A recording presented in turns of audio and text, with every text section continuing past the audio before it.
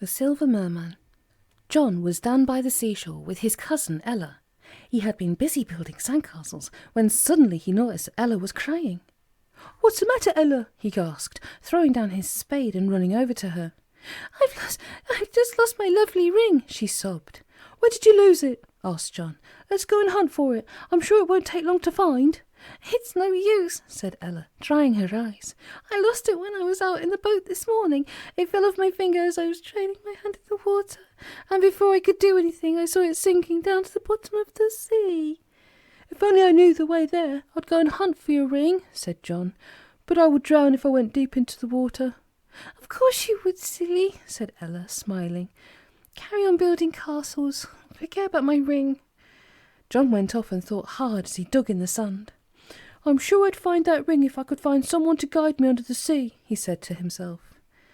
"Well, I'll take you if you like," said a sweet voice near him.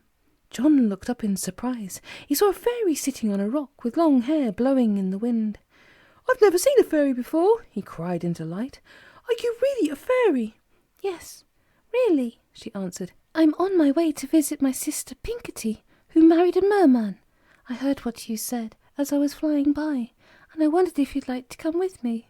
"Oh, I would!" cried John. "Do please take me." "Come along then," said the fairy, holding out her hand. "My name's Sylvie.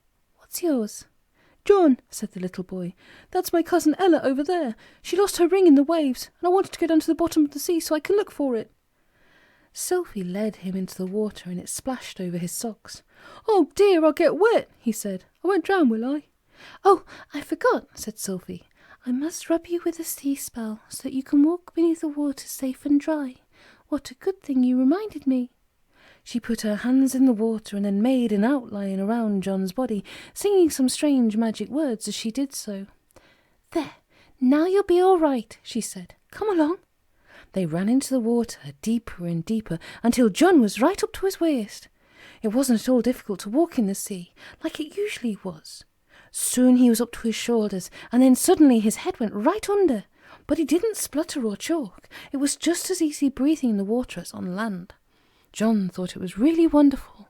Bright fish swam all around them, and beautiful seaweed floated everywhere. "We've a long way to go, so we'll find a fish to ride on," said Sylvie. She beckoned to a big codfish, and soon she and John were sitting comfortably on its back, racing through the water. Swish, swish, swish. "I'm a little tired now," said the codfish at last. "Look, there's a crowd of jellyfish. Catch hold of the ribbons that hang down from them, and they'll carry you as far as you want to go. Don't worry, these ones won't sting." "Please take us to Pinkerty, the Silver Merman's wife," cried Sylvie. The jellyfish moved off quickly, and soon they arrived at a lovely cave where a fairy sat combing out her long hair.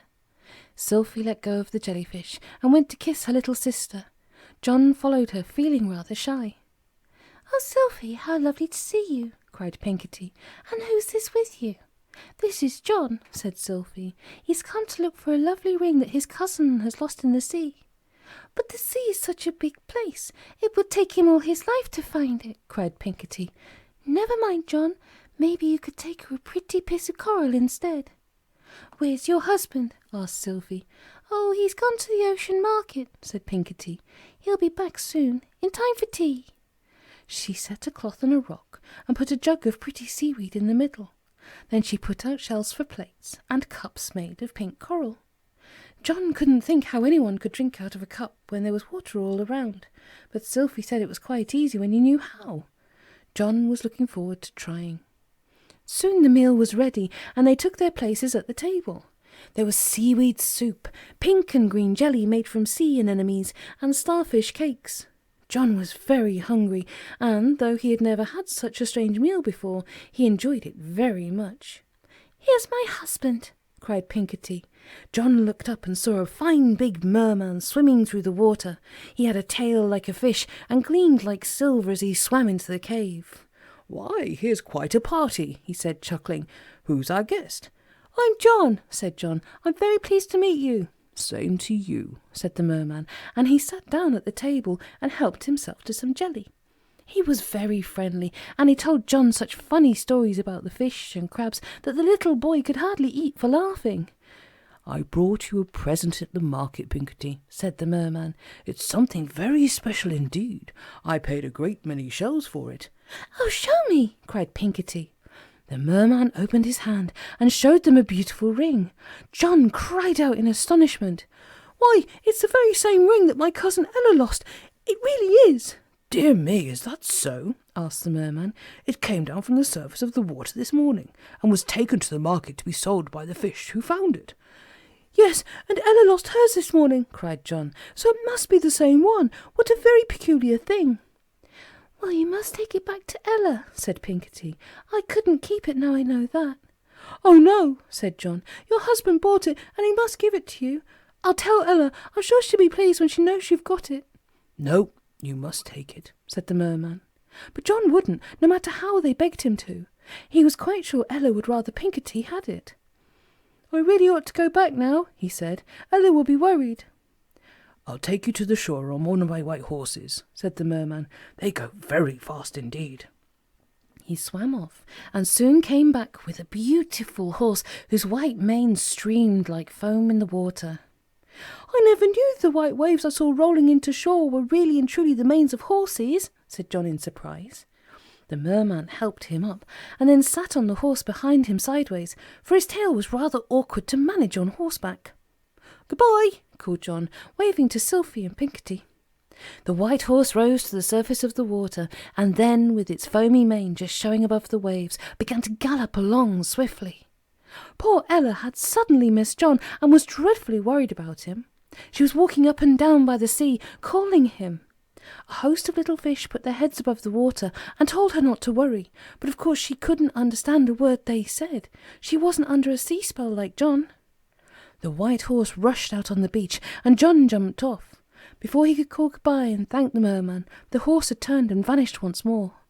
John went to look for Ella. There she was, way along the beach, calling at the top of her voice. "John! John, where are you?" "Here I am," called John, and he raced up to her. "Oh, John, where have you been?" asked Ella. "I've been so worried about you." "I've been to the bottom of the sea to look for your ring," said John. "And you know, the Silver Merman had bought it for Pinkerty. They wanted me to take it to you, but I said I knew you would much rather Pinkerty had it, and I made them keep it." "What are you talking about?" said Ella. "Don't tell stories, John. Nobody can go to the bottom of the sea except divers." "But I did go," said John, sticking his hands into his pockets, as he always did when he was cross. "Well, I don't believe you," said Ella. "You've just been hiding somewhere to give me a fright." I haven't," said John, and then a strange look came over his face. He felt something peculiar at the bottom of one of his pockets. He pulled it out, and there was the ring. "Goodness," he said in astonishment. "The Merman must have slipped it into my pocket when I was in front of him on the white horse. Look, Ella, here's your ring. Now I expect you'll believe me, won't you?" Ella took the ring with a cry of delight and slipped it on her finger.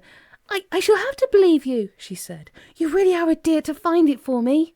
Then off they went together, and John spent the rest of the day telling Ella all about his exciting adventures with his new friends under the sea.